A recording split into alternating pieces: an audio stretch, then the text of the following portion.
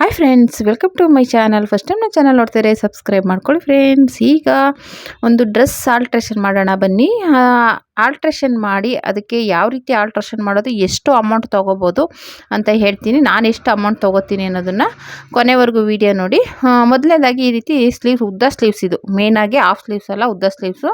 ಸ್ವಲ್ಪ ಲೈನಿಂಗ್ ಕೊಟ್ಟಿದ್ರು, ಅದು ನೋಡೋಣ ಅಂತ ತಗೊಂಡೆ. ಅದು ನೋಡಿದ್ರೆ ಒಂದೇ ಒಂದು ಪೀಸ್ ಕೊಟ್ಟಿದ್ದಾರೆ, ಅದು ಸಾಕಾಗಲ್ಲ. ಅದಕ್ಕೋಸ್ಕರ ಏನು ಮಾಡಿದೆ, ಲೈನಿಂಗ್ ಹಾಕಿಲ್ಲ, ಹಾಗೇ ಸಪ್ರೇಟಾಗಿ ಇಟ್ಬಿಟ್ಟು ಈ ರೀತಿ ಡಬಲ್ ಫೋಲ್ಡ್ ಮಾಡಿಕೊಂಡು, ಅವರು 14 ಇಂಚು ಉದ್ದ ಹೇಳಿದರು, 14 ಇಂಚು ಉದ್ದ ತೊಗೊಂಡಿದ್ದೀನಿ. ಒಂದು ಮೇಲೆ 1 ಇಂಚ್ 2 ಇಂಚು ಉಳ್ಕೊಂತು ಅಷ್ಟೇ, ಬಟ್ಟೆ ಜಾಸ್ತಿ ಏನು ಇದಾಗಿಲ್ಲ. ಮಾಮೂಲಿ ಕೆಳಗಡೆ 3.5 ಇಂಚು ಡೌನಿಂಗ್ ತೊಗೊಂಡೆ. ಆಮೇಲೆ ಕೆಳಗಡೆ ಬಂದ್ಬಿಟ್ಟು 4.5 ಇಂಚು ಕೆಳಗಡೆ ಸ್ಲೀವ್ಸು ಸುತ್ತಳತೆ.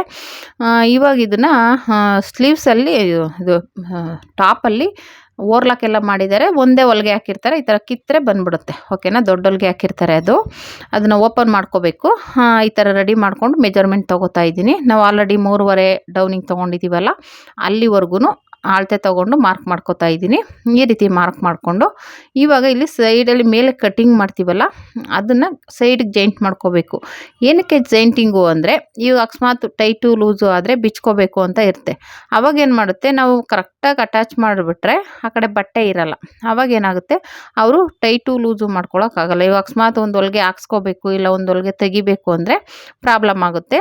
ಅದಕ್ಕೋಸ್ಕರ ಅದರಲ್ಲೇ ಉಳಿದಿರುವಂಥ ಪೀಸನ್ನು ನಾನು ಆ ಕಡೆ ಸೈಡಲ್ಲಿ, ಮೇಲ್ಗಡೆ ಮಾತ್ರ, ಕೆಳಗಡೆಗೇನು ಅವಶ್ಯಕತೆ ಇಲ್ಲ, ಕಂಕ್ಳ ಹತ್ರ ಮಾತ್ರ ಬೇಕು ನಮಗೆ ಬಟ್ಟೆ, ಅಲ್ಲಿ ಮಾತ್ರ ಅಟ್ಯಾಚ್ ಮಾಡ್ಕೋಬೇಕು.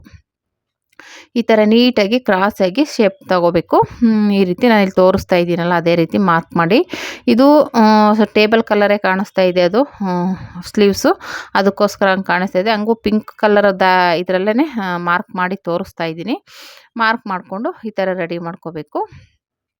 ಈ ಥರ ಆದಮೇಲೆ ಇವಾಗ ಇದು ನೀಟಾಗಿ ಆಯಿತು. ಇವಾಗ ಕಟ್ ಮಾಡ್ಕೊಂಬಿಡೋಣ. ಕಟ್ ಮಾಡಿಕೊಂಡು ಶೇಪ್ ತಕ್ಕೋಬೇಕು. ಆಮೇಲೆ ನೀಟಾಗಿ ಒಂದೇ ಸಮನಾಗಿ ಕಟ್ ಮಾಡ್ಕೊಳ್ಳಿ. ಕೆಳಗಡೆ ಏನು ಬಟ್ಟೆ ಜಾಸ್ತಿ ಏನಿಲ್ಲ, ಕರೆಕ್ಟಾಗಿದೆ. ನಮಗೆ ಕಂಕ್ಳ ಹತ್ರ ಮಾತ್ರ ಸ್ವಲ್ಪ ಜೈಂಟಿಂಗ್ ಬೇಕಾಗುತ್ತೆ. ಏನಕ್ಕಪ್ಪ ಅಂದರೆ, ಅಲ್ಲಿ ಕಂಕ್ಳ ಹತ್ರ ನಾನು ಹೇಳಿದ್ರೆ ಟೈಟು ಲೂಸು ಮಾಡ್ಕೊಳ್ಳೋಕ್ಕೆ ಸ್ವಲ್ಪ ಜೈಂಟ್ ಮಾಡಿ ಅಟ್ಯಾಚ್ ಮಾಡಿದ್ರೆ ಒಳ್ಳೆಯದು. ಇಲ್ಲಾಂದರೆ ಮಾಮೂಲಿ ಯಾವಾಗಲಾದರೂ ಟೈಟು ಲೂಸ್ ಆದರೆ ಬಿಚ್ಕೊಂಡ್ರೆ ಅಲ್ಲಿ ಬಟ್ಟೆ ಇರಲ್ಲ. ಅದಕ್ಕೋಸ್ಕರನೇ ಒಂದು ಸ್ವಲ್ಪ ಜೈಂಟ್ ಮಾಡಿ ಸ್ಟಿಚ್ ಮಾಡಿದ್ರೆ ಅವ್ರಿಗೂ ಬಟ್ಟೆ ಇದು ಮಾಡ್ಕೊಳ್ಳೋರ್ಗು ಸ್ವಲ್ಪ ಹೆಲ್ಪ್ ಆಗುತ್ತೆ. ಕೆಲವರು ಹಾಗೆ ಅಟ್ಯಾಚ್ ಮಾಡಿರ್ತಾರೆ, ಬಟ್ಟೆ ಜೈಂಟ್ ಮಾಡೋರು ಯಾರು ಅಂದ್ಬಿಟ್ಟು.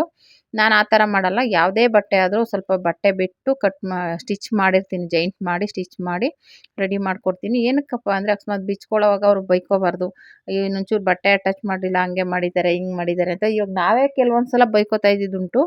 ಹಂಗೆ ಬೈಕೋಬಾರ್ದು ಅನ್ನೋದು ಕಾರಣ ನಾನು ನೀಟಾಗಿ ಫೋಲ್ಡ್ ಮಾಡಿ ಸ್ಟಿಚ್ ಮಾಡ್ತೀನಿ, ಓಕೆನಾ. ಸೈಡೆಲ್ಲ ಜೈಂಟ್ ಮಾಡಿಕೊಂಡು ಆಮೇಲೆ ಕೆಳಗಡೆ ಫಸ್ಟು ಈ ಥರ ಫೋಲ್ಡ್ ಮಾಡ್ಕೊಂಡ್ಬಿಡ್ಬೇಕು ನೀಟಾಗಿ. 2 ಪೀಸನ್ನು ಸುಧಾ ಅದೇ ರೀತಿಯೇ ಕೆಳಗಡೆ ನಾನು 1 ಇಂಚಿಗೆ ಮಾರ್ಕ್ ಮಾಡಿದ್ವಲ್ಲ, ಅಲ್ಲಿಗೆ ಫೋಲ್ಡ್ ಮಾಡ್ಕೊಳ್ಳಿ, ಓಕೆನಾ. ಈ ರೀತಿ 2 ಪೀಸನ್ನು ರೆಡಿ ಮಾಡಿಕೊಂಡ್ರೆ ಸ್ಲೀವ್ಸ್ ಕೆಳಗಡೆದೇನು ಅಷ್ಟೇ. ಇವಾಗ ಮೇಲೆ ಅಟ್ಯಾಚ್ ಮಾಡಬೇಕು ಅಂದರೆ, ಇವಾಗ ಆಲ್ರೆಡಿ ನಾವು ಡ್ರೆಸ್ಸಲ್ಲಿ ಪೈಪಿಂಗ್ ಎಲ್ಲ ಕೊಟ್ಬಿಟ್ಟಿರ್ತಾರೆ. ನಾವು ಮಾಮೂಲಿ ಅಟ್ಯಾಚ್ ಮಾಡ್ದಂಗೆ ಅಟ್ಯಾಚ್ ಮಾಡೋಕ್ಕಾಗಲ್ಲ. ನಾವು ಕೆಳಗಡೆಯಿಂದನೇ ಈ ಪೀಸನ್ನ ಕೊಟ್ಟು ಅಟ್ಯಾಚ್ ಮಾಡಬೇಕಾಗುತ್ತೆ.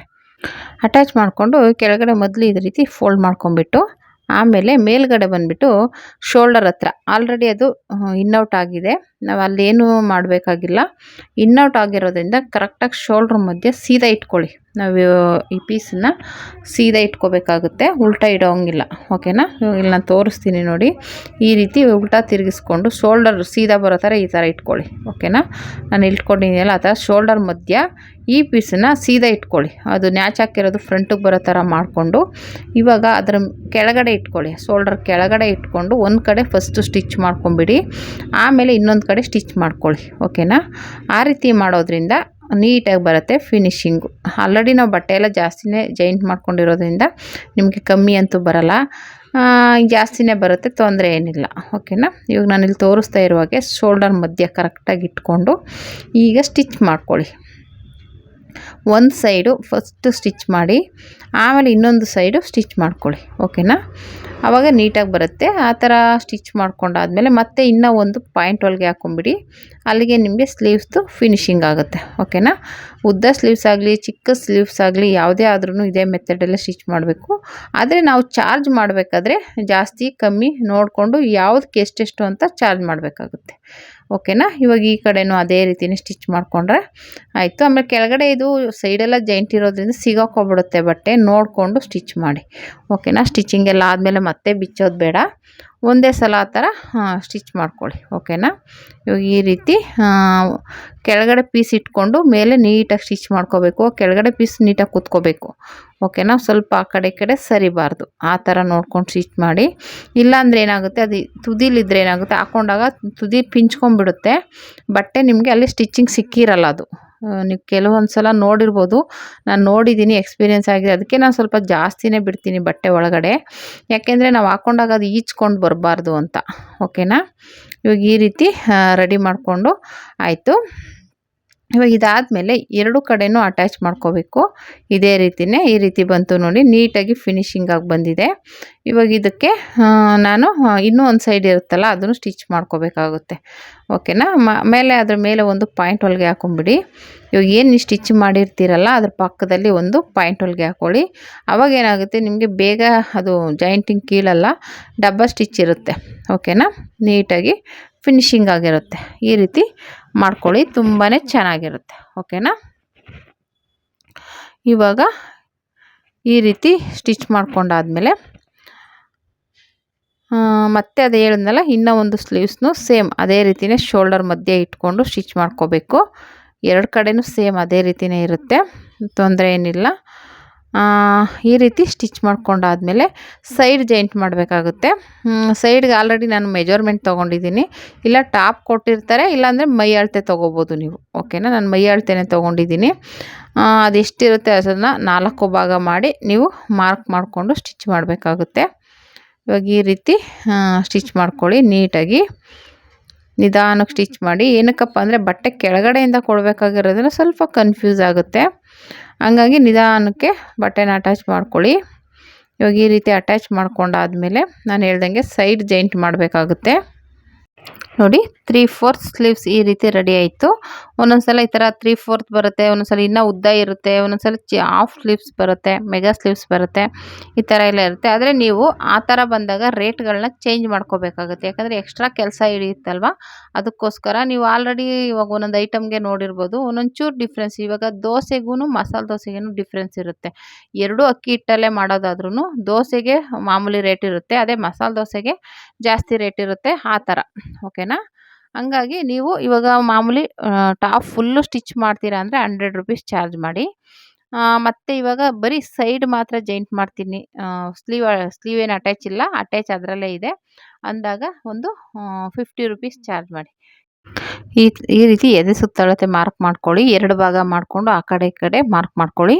ಮತ್ತು ಸೊಂಟ ಸುತ್ತಳತೆ, ಮಧ್ಯೆ ಹಿಪ್ಪಿನ ಸುತ್ತಳತೆ ಎಲ್ಲನೂ ಮಾರ್ಕ್ ಮಾಡಿಕೊಂಡು ಆಲ್ರೆಡಿ ಮೆಜರ್ಮೆಂಟ್ ತೊಗೊಂಡಿರ್ತೀವಲ್ಲ ಅದೇ ರೀತಿ ತೊಗೊಂಡು ಮಾರ್ಕ್ ಮಾಡ್ಕೋಬೇಕು. ಓಕೆನಾ. ಈ ರೀತಿ ಮಾರ್ಕ್ ಮಾಡಿಕೊಂಡು ಇಲ್ಲಿ 20 ಏನಪ್ಪ ಅಂದರೆ ಅದು ಏನು ಮೆಜರ್ಮೆಂಟ್ ಇರುತ್ತೆ ಅದಕ್ಕೆ ಸ್ವಲ್ಪ ಕ್ರಾಸಾಗಿ ತೊಗೊಂಬಿಡಿ ಅಷ್ಟೇನದು. ಯಾಕೆಂದರೆ ಸ್ವಲ್ಪ ಡಿಸೈನ್ಗಳು ಆ ಥರ ಇದ್ದಾಗ ನಾವು ಏನೂ ಮಾಡೋಕ್ಕಾಗಲ್ಲ, ಸ್ವಲ್ಪ ಅಗಲ ಇರುತ್ತೆ ಅದು ಬಟ್ಟೆ, ಹಂಗಾಗಿ ನಾವು ಮಾಮೂಲಿನೇ ಈ ಥರ ಮಾರ್ಕ್ ಮಾಡ್ಕೊಂಬಿಟ್ಟು ಸ್ಟಿಚ್ ಮಾಡ್ಕೋಬೇಕಾಗುತ್ತೆ ಸೈಡ್ನ. ಓಕೆನಾ. ನೀವು ಈ ಥರ ಫಸ್ಟು ಸ್ಲೀವ್ಸ್ನ ಅಟ್ಯಾಚ್ ಮಾಡ್ಕೊಳ್ಳಿ, ಕರೆಕ್ಟಾಗಿ ಇಟ್ಕೊಂಡು 4.25 ಇಂಚ್ ಬರುತ್ತೆ, ಅದನ್ನು ಇಟ್ಟು ಮಾರ್ಕ್ ಮಾಡಿಕೊಂಡು ಆಲ್ರೆಡಿ ಕೆಳಗಡೆ ಎಲ್ಲ ಮಾರ್ಕ್ ಮಾಡಿರ್ತೀವಲ್ಲ ಅಲ್ಲಿ ಜಾಯಿಂಟ್ ಮಾಡಿ ಸ್ಟಿಚ್ ಮಾಡ್ಕೊಳ್ಳಿ. ಅಷ್ಟೇನಿದು ಸೈಡ್ ಜಾಯಿಂಟ್ ಮಾಡಿದ್ರೆ ಆಯಿತು. ಅಲ್ಲಿ ನಿಮಗೆ 2ರಿಂದ 3 ಸ್ಟಿಚ್ ಹಾಕಿ, ಒಂದೇ ಸ್ಟಿಚ್ ಹಾಕ್ಬಿಡಿ, ಒಂದು 3 ಸ್ಟಿಚ್ ಆದರೂ ಹಾಕಲೇಬೇಕು. ಯಾಕೆ ಅಂದರೆ ಒಂದು ಅಕಸ್ಮಾತ್ ಬಿಚ್ಕೊಂಡ್ರು ಇನ್ನೂ 2 ಸ್ಟಿಚ್ ಇರುತ್ತೆ. ಈಗಂತೂ ಈಗಿದ್ದವ್ರು ಈಗ ಇರ್ತಾರೆ ಅಂದರೆ ನೆಕ್ಸ್ಟ್ ಆ ಥರ ಇರೋದೇ ಇಲ್ಲ. ಅದಕ್ಕೋಸ್ಕರ ನೋಡಿ ಸ್ಟಿಚ್ ಮಾಡ್ಕೋಬೇಕಾಗುತ್ತೆ. ಓಕೆನಾ.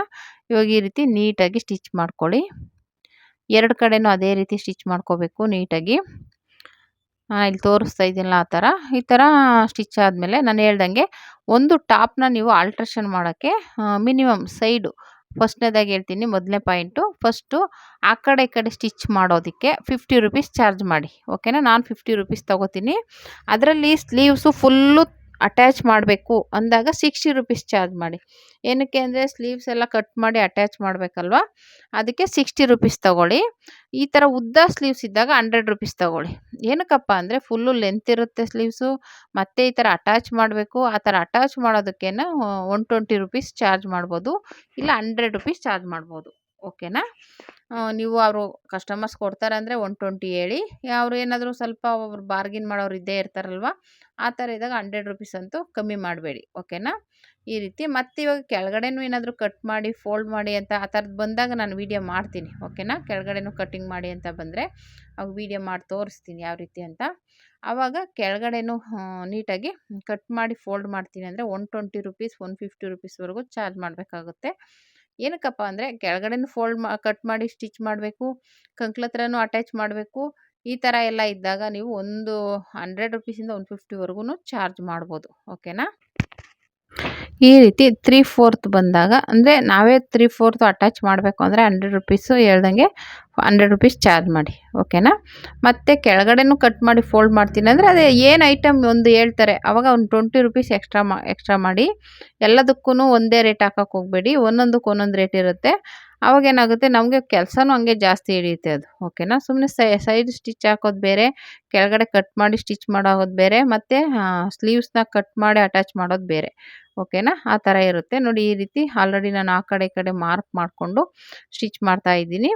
ನೀಟಾಗಿ ನಾನು ಆಲ್ರೆಡಿ ಮಾರ್ಕ್ ಮಾಡಿಕೊಂಡು ನಾನು ಹೇಳ್ದಂಗೆ 2ರಿಂದ 3 ಹೊಲಿಗೆವರೆಗೂ ನಾನು ಹಾಕ್ತೀನಿ. ಓಕೆನಾ. ಅಕಸ್ಮಾತ್ ಅವ್ರು ಒಂದು ಹೊಲಿಗೆ ಬಿಚ್ಕೊಂಡ್ರು ಇರಲಿ ಅಂದ್ಬಿಟ್ಟು ಹಾಕೋದು. ಈ ರೀತಿ ಬಂದಿದೆ. ಸ್ಲೀವ್ಸ್ ಅಂತೂ ನೀಟಾಗಿ ಬಂದಿದೆ. 3/4 ಸ್ಲೀವ್ಸ್ ಅಂತಲೇ ಹೇಳ್ಬೋದು. ಈ ವಿಡಿಯೋ ಇಷ್ಟ ಆದರೆ ಲೈಕ್ ಮಾಡಿ, ಶೇರ್ ಮಾಡಿ, ಕಮೆಂಟ್ ಮಾಡಿ. Thank you for watching.